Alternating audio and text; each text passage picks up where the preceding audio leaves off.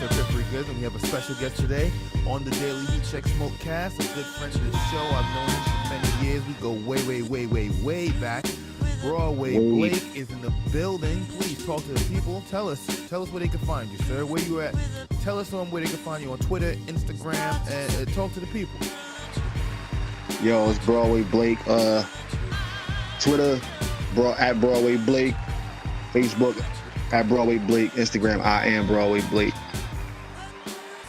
That's pretty much it. So what up, though? It's chilling, man. We're really happy to get you here. We've been trying to reach out to you for a minute. Word. I tried to get on last week. You know, the mic. I don't know what was going on with the mic and everything, but yeah, hey, we here now, though. We here now, and that's all that matters. And we're gonna get going like this. Wait, that's your background going off like that, or that's Jones? No, that's not me. All right, bet. So look, we've been trying to get you back and forth, but we just gonna jump right into it like this. So I've known you for a long time. I had Trent up here. I had a lot of notable people. It's not even about them. It's about you, because we wanted you for a reason. And now we go way back from the MTP days. We know each other from as far as making music. We've collabed on several different tracks together on different projects. And then as far as what you're doing now with the vibes in the city, bringing things together for the artists and making a home, a safe haven for them to come together and display and showcase their music to the world and get heard. So I just want to go back to the beginnings of Broadway Blake, and now how did you get started as a rapper, and and how did everything take off as far as with your rap career, and where did you the beginnings of that, because that's how I got to know Broadway Blake. You feel me? I remember when you had the CD and you were signing on the spot for a nigga. I was like, you get what I'm saying? We was active. We was real active. We was active. He was in it. We was in the trenches with it. Facts. Oh yeah, facts. Hold up. These young cats won't understand what you about to tell them. Go in, Blake. Go in. Yeah. Where I mean, basically, I'm from Grafton Ave Project. Oh, your mic going up. Wait, we losing you on the mic. We losing you. Oh, all right. Hold on. Let me get it right. Hold up. What's good? Hello. I bet. Now you sounding lovely. Am I good right now? Yeah, you're great. Now finish where you was getting started at. Like I was saying, I'm from Grafton Ave Projects, North. Basically, everybody. It was a bunch of artists down there, a bunch of rappers who I really looked up to. So back then you had to go. You had to really be about it with that pen game, with like you had to really be able to rap. So before I even stepped out, we was just writing a bunch of writing in the crib before we could even feel confident enough to even step outside and say I'm a rapper. So I mean, like once I got to that point, it was just we just gonna grind. And then I did a project with my man Jay Leno called Welcome to Hollywood, and we pushed that out independently. And that moved. I made some noise a little bit locally, but it was a bad label situation, really. So I went, did my work off with a mixtape called "If Not Me, Then Who." And so it was basically everybody was trying to figure out who gonna be the guy, who from the city, right. So and my mentality was, well, if not me, then who? Because I felt like at that time, I mean, like I ain't really had a name yet, but I felt like I was skilled enough as an artist to compete with whoever. It wasn't like, I mean, I felt like, of course, I always pay homage to, whoever was like making a bunch of noise or whoever I felt was dope. But I was like, what I mean? If not me, then who? Because you got to feel confident in yourself as an artist. So I did like 3 or 4 of those installments of that mixtape, and we wasn't making crazy noise, but it was enough locally for people to be like, all right, we got to pay attention to Blake. So it was really just I was just trying to find my lane in the city and just going to a bunch of open mics, taking trips out to New York. Wherever it was a stage at, I was there, and I used to run with this whole campaign of I just want to be your favorite rapper, and that had started picking up for me because I used to be this is MySpace days, and like I'm in everybody inbox, like before the inbox was the inbox. Like I'm sending music out to everybody. Like so, I mean, so I was basically just trying to carve my lane out and trying to like really establish myself as a solo artist, and just working with a bunch of people from the city, outside of the city, and it kind of just picked up. I mean, it picked up some steam, and then it was time to do an album. So of course, I had everybody who I was working with from day one, like Piff, Quest, Future, my man Sudan from the North Side. I was like, yo, it's album time. I done did like 8 mixtapes, so let's get this official project out. We gonna do it for real. This is before everybody could just be like, now everybody be like, yeah, album on iTunes, album on. This is before it was so accessible. You know what I mean, around the time I got it, it was starting to get a little accessible, but everybody still didn't really know how to do it.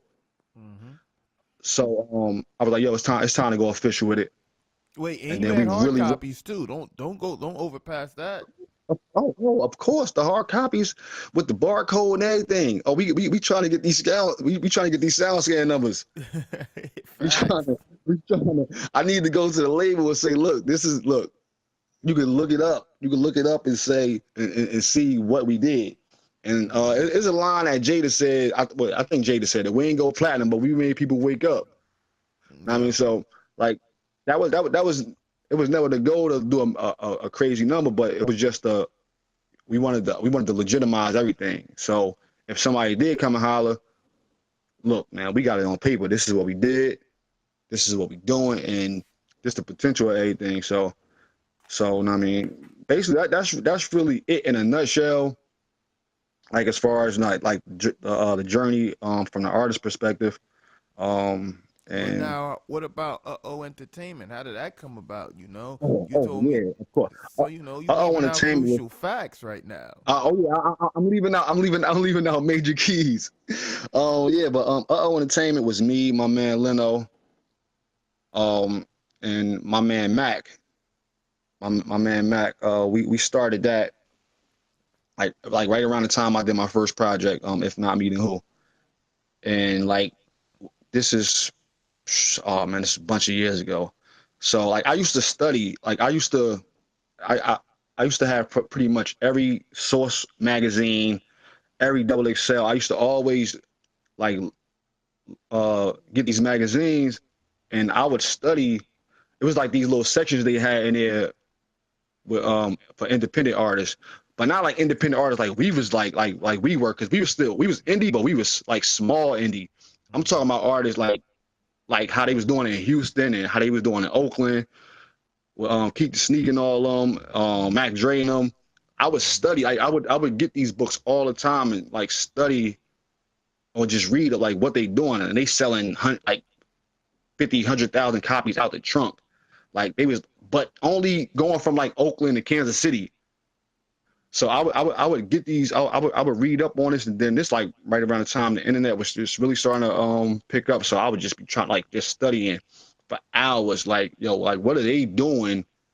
Where I'm not hearing them on the radio, but they're known worldwide. So I would try to like just get little gems from that, or like little tips from that on what to do. So that's how I learned that merch was very very important.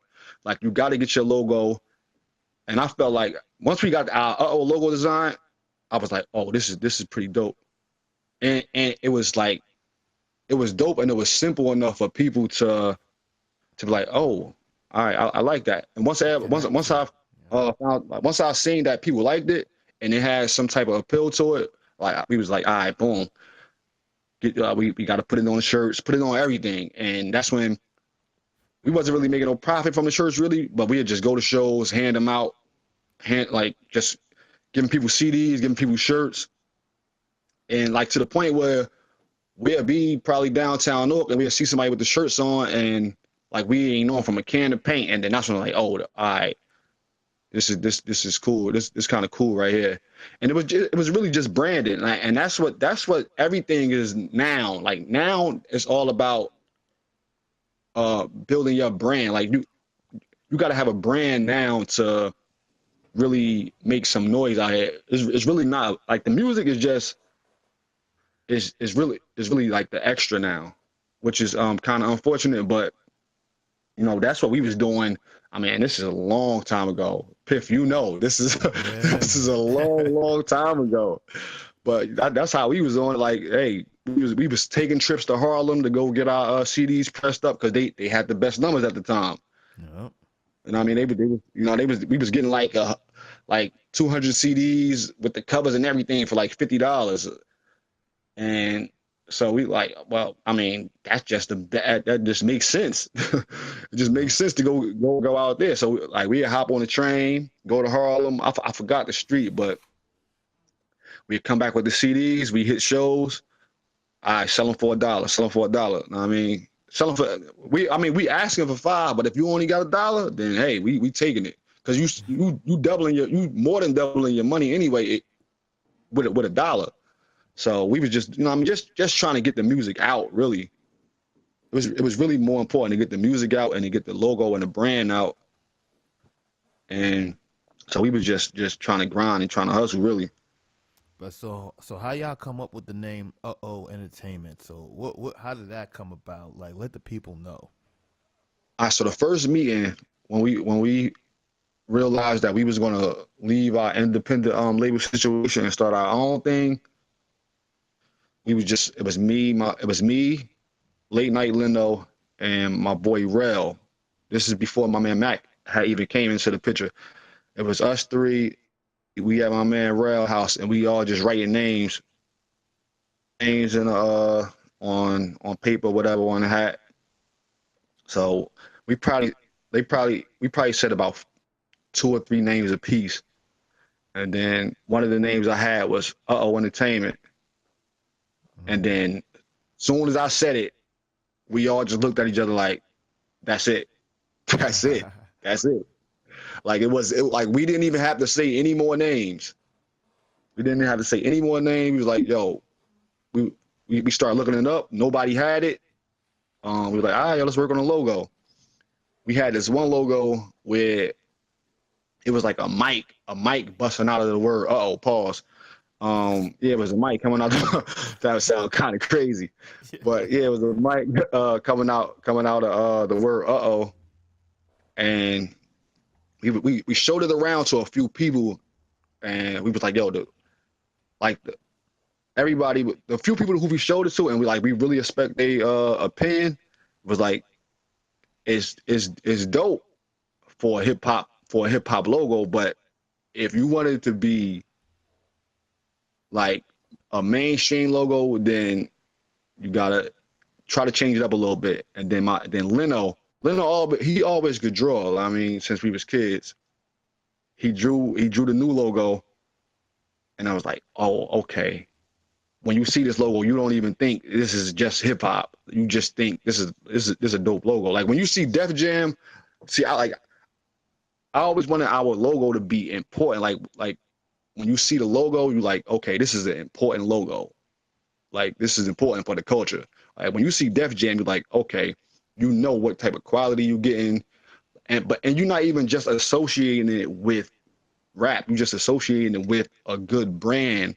You know it's going to be something good coming out of it. I mean, at that time, you know, I don't really know what comes through Def Jam now, but at that time, like the logo and music, it counts so much. The Bad Boy logo, the So Def logo, the Death Row logo. So I was like, yo, we need a logo that's going to make an impact, but we don't want to stigmatize it to, okay, this is just going to be a rap label. We wanted so because we was already thinking like label wise, like, okay, I'm going to be first, but we want to start. We want to go get these kids from Grafton who super nice, but they like 14. We want to go find us an R&B singer, and so we don't want the logo to be like, all right, well, when people see it, they just expecting, some all rap from it, and that was pretty much it. I mean, True indeed. So now with the rap, you progressed and done many things and linked and released several projects and actually grouped up with several notable artists in the city right now. And and it's good to see the camaraderie come together. And I see that you guys have launched the vibes in the city situation, and I find that to be a platform that's such a tool for the city, for one, because that's bringing in talent and putting Newark on the map, and for two, you're showcasing artists, or known to unknown to possibly big known, stars that we could see on TV. Because like I think we spoke in private before, and you told me we've all stages of celebrity have come through those doors, and I find that to be a pinnacle. But now, before we even jump into that, tell me about how you and Quest come about working together to even launch the before to get the vibes in the city, like on a rap relationship, or as far as the how did that even come together? oh well, me and Quest went to the same high school. We went to Barringer High together. Um, and Quest was one of the only people who had a studio at the time. And I think Quest even had a studio before I even started rapping. I started late. I started kind of late, but once I started, and then I found out he had a studio. I was like, okay, well we already cool. You got the studio. We write, we rap. Me and Leno rap. We coming through. We don't know nothing. Like we don't even know if we nice at this time. We just know that we rappers. My man Quest got a studio. Let's just go see what's up. I mean, what's the worst? What's the worst that could happen? So, and this is he's still in this. Yeah, he's still in the same building that he's in. I mean, same, but he's at a different. He had a different crib though. He had a different studio. Um, it was way less advanced than what it is now. It was really from the scratch in the kitchen. All we had was the kitchen right next to the refrigerator. So we used to just go there, record. I mean, the quality was cool. But at that time, it was like, oh, we just get to record, and we didn't really care about what the quality was. We were like, yo, this sound like the radio to us. So, we pretty much we built together. We all learned together. Quest was learning from a artist perspective, from a engineer perspective, a producer perspective. So that relationship was always A1. Like me and Quest have always had the type of relationship where we could just sit there, chop it up about music, chop it up about sports, chop it up about family stuff or whatever. Like, yo, you coming to the cookout? All right, come through, pull up. You know what I mean? So, that relationship just, kind of progressed naturally. All right, so Vibes in the City it started off pretty much as a idea. Like I went to this networking event in Atlanta. Like I think I was working at the airport at the time, so you get crazy benefits, flight benefits and all that. So I went dolo to this music event in Atlanta, and it was it was I'm like, yo, it was so much love being shown between the artists and just the people there. Like you could tell it was like, okay, it was just something dope going on. So I come home probably a couple of days later. I'm What was like, the name of the event? it was called I Do Music. Okay, It's okay. called I Do Music. So um so I come home, I'm like, yo, that'd be dope if we had something like that in Jersey. Or you know what I mean? But and it's like 6 years ago though. So I just always I had the idea of it, but at the time I'm so like in it as an artist. I'm like I can't really put it together how I want to put it together because I'm out trying to move around and just do a lot from an artist standpoint. So then I put out the album Broadway Empire, and I go to an open mic at New Eurekans in New York. It's a big open mic spot. And again, I'm like, yo, we don't got nothing like this. We don't have anything like this in Jersey, where artists could come through every week, do their thing, build, and start building their own fan base like here.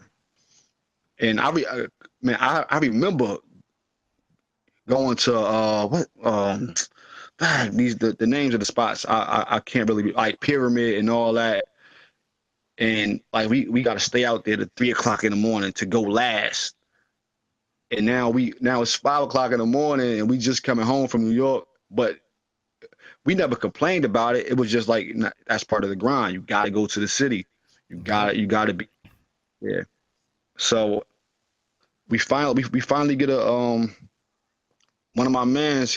My man light skin. He's like general manager down at La Rouge. Shout out to light skin, man. Yeah, shout out to light skin. Cool. Like that's my guy. So he hit me one day like, yo, you want a night down here? I'm like, yeah, I'm trying to do open mic. And he like, all right. So I'm like, what days do y'all have open? So I think they had Monday, Tuesday, and Wednesdays open. So I'm like, all right, cool. They're gonna give me a night. My first idea was to do a Monday. I'm like, all right, we're gonna call it Mic Check Mondays. And then I'm like, that sounds so even though Vibes in the City is kind of generic too, but I'm like, Mic Check Mondays just sounds so limited. Like it's limited. Like you can't really do much more after that. Yep. It's just it's just going to be a music thing or like a performance thing.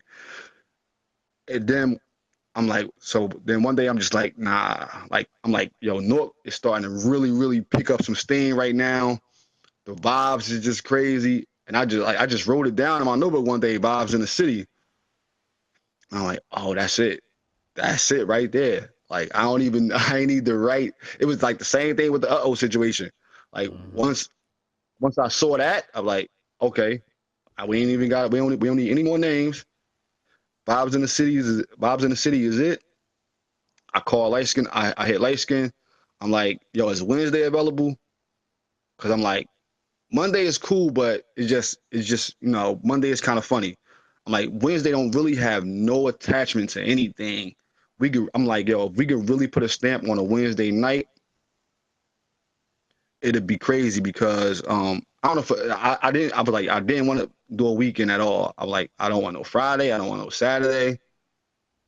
I definitely want to do every week. Questioner was like, yo, once a month. I'm like, nah, to see that once a month, it's you're going to give people too much time to like forget that it even exists. Like if we could put a stamp on Wednesday nights in the city, like I'm not even expecting people to come every Wednesday. I just want to be a part of the conversation. Like, yo, what y'all doing on Wednesday? You going to Vibes in the City? You going to Allure? As long as we in that conversation, I'm cool with that. That's cool. Because I'm not expecting anybody to come every week. But if they do, then that's, hey. I mean, there's a few people who come every week and they family. It's all love. So I hit light skin up. I said, so what's the like what do the owner want as far as like what is he expecting from us to do on a Wednesday night for a music event? And he was like, yo, if y'all can get 30 people in here a week, then that's great. I was like, all right, cool. I mean, because we didn't have any expectations of what it was going to be. No expectations. At this point, I just got the idea in my head, and that's it. Like I didn't even reach out to Quest yet to let them know what was going on. So I probably hit Quest up a week before, probably a week or two before. Like, yo, I need a host. Like you go, like, I need a host. Like, cause I'm not really like, I don't really, that's not really what I do. I mean, so that's not really my comfort space to like host the event like that. So I'm like, damn. And Quest has been doing events like that. He's already like, showed the blueprint for stuff like that. So I'm like, all right, boom. Quest was like, oh yeah, it's nothing. Like what? We ain't even have to ask twice. I'm like, damn, we ain't even got no DJ. So, no, good thing that I think Chuck, my man Chuck, well, and he's a part of Life Crew. Sometimes I rap on Instagram. I think he already had an event going, and I noticed that he DJ at his event. So I said, yo, you think you could DJ for Vibes in the City? And he was like, yeah, cool. So that's basically and this is probably a week or two before we even started. So it was really just family. And then I asked somebody else from Life Crew, my man D Bridges, MIL, asked him to be the feature artist for the first show. It was his birthday. Yeah, it was his birthday on a launch date. And my man Railroad Gutter is like the first favorite rapper I ever had in my life. He from Grafton Ave. When we was like 13, 14, I used to just ask him to rap every time we came outside. Like, yo, I can hear that verse. I got so it just made sense, like, to reach out to him and to reach out to MIL to be the first two features, because I know I already had a personal relationship with them. I was like, they definitely can't say no. Like, how they gonna say no? They can't say no. So it all made sense for that first day. Like I said, light skin in them just said, yo, if y'all can get 30 to 40 people here every week, that's cool. Like, that'd be great for a Wednesday night. We probably hit about like 60, 70 people that first night. I'm like, oh, snap. Oh yeah, and we had the band. My man, that was very important for me. I said, we gotta have a live band. We can't just have a open mic that's like everybody else open mic. I said, we gotta have a band. Chuck put together the band for us. He was working with some musicians.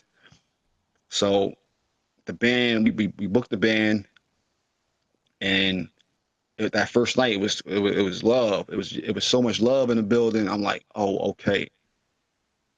And we still didn't know what we had, because it's like, okay, that's the first week. Okay, y'all did a lot of promo for it. Second week come, it's nice, probably like same amount.